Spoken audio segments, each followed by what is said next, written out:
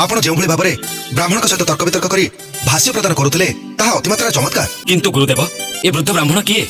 महात्मन आमମାନଙ୍କର बद्ध धारणा हेछि जे आपण हेउछन्ति महामुनि व्यासदेव।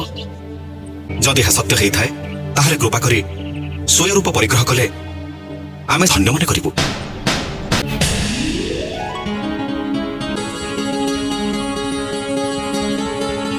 आसंतु प्रभु।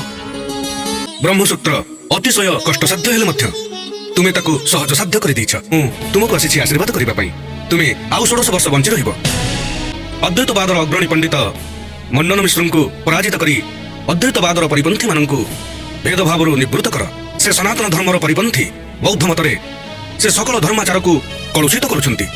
अवश्य से जने भल तार्किक, किंतु से ससुरी रे युक्ति द्वारा तुमको परास्त करिवे से विश्वास मोर हेउ नाही। तुमे तांको सहित तर्क आलोचना करी युक्ति रे तांको परास्त कर। यथाज्ञ महात्मा।